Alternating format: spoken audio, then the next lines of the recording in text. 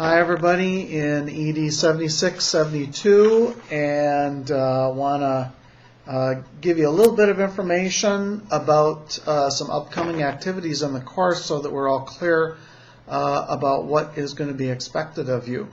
Now in Unit 5 and going into Unit 6, you're going to be working with PowerPoint, and I just want to make clear a couple of things about those activities. First of all, you can use PowerPoint to create the e-learning part of your final project in ED 7672. And that's one of the reasons why you're seeing some activities, I believe, in Unit 5 on how to use action buttons in PowerPoint. Because you can use action buttons as a means of allowing people to in a self-directed way, without you clicking as the instructor, but allowing them as students to move from slide to slide. So the reason that I'm offering PowerPoint as a method of doing your e-learning is because it's simple, it's virtually universally available to all of you, and it accomplishes an awful lot that an e-learning unit, e-learning module would do.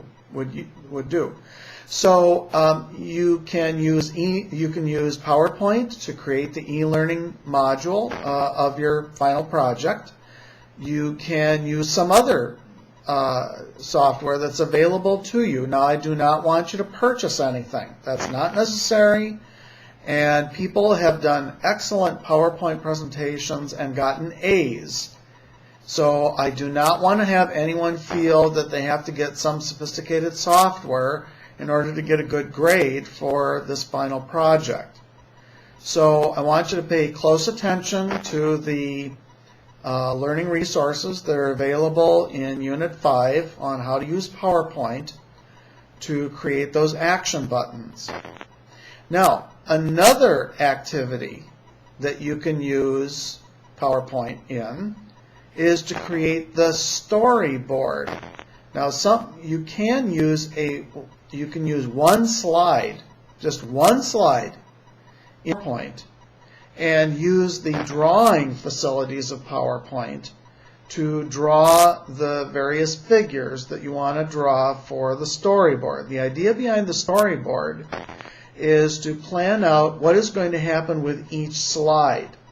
It's very important that you plan out the logic of your e-learning module, because that is then going to tell you how to set up the action buttons. If you do not have the logic clear before you start to create your e-learning module, you jump right into creating your e-learning module without creating the storyboard, you can get yourself in a lot of trouble, you can confuse yourself, and you can end up by spending an awful lot of time creating this e-learning module and redoing it. So you can plan out the plan of your e-learning module using one slide of PowerPoint, and then using the drawing facilities and using the rectangles, the squares, the diamonds, and so forth. Now you can also there are some drawing facilities in Excel. There are some perfectly fine drawing facilities in Word. So once again, you do not have to use Visio. You do not have to purchase any software to create this storyboard. All you need to do is to draw out your flow chart, your process flow, your flow chart of how the slides are going to work for your e-learning module. Now, there is one more way that you can use PowerPoint, and that is to create slides for your face-to-face facilitated session for ED 7672. Now, if you look at the requirements for the final project for ED 7672, you'll see that there are basically three fundamental elements of the final project. There is your paper, which lays out the organizational context, the performance problem you're looking at, some design ideas, and so forth. The second element is your e-learning module. That's the second element of the final project. And then the third element is the face-to-face facilitated session. And once again, as I said, you can create some PowerPoint slides to use as part of that face-to-face facilitated session. So, and that's perfectly fine, although once again, you are not required to use PowerPoint for that face-to-face facilitated session.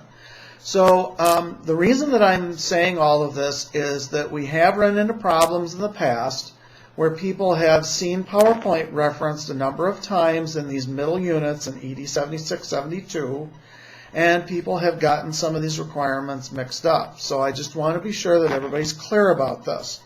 You can use PowerPoint to create the storyboard that lays out the logic, the flow of your e-learning module. You can use PowerPoint to create the actual e-learning module with the action buttons, which allows the students to, in a self-directed way, navigate through each of the slides. And you can use PowerPoint as part of the face-to-face facilitated session. So I just want to be sure that everybody's clear about that. And if you have any questions, feel free to post any questions in the Ask Your Instructor discussion. I guess one more thing is that I am posting a mid-quarter feedback survey, so take a look at that. That's in Unit 5, I believe, and I would appreciate your feedback. Your feedback's totally anonymous, and if we're on target, I'd really appreciate hearing about that. If there's some adjustments that we need to make, I'd appreciate hearing about that too. So thanks very much for listening, and I look forward to seeing the rest of your work for the rest of the quarter. Bye now.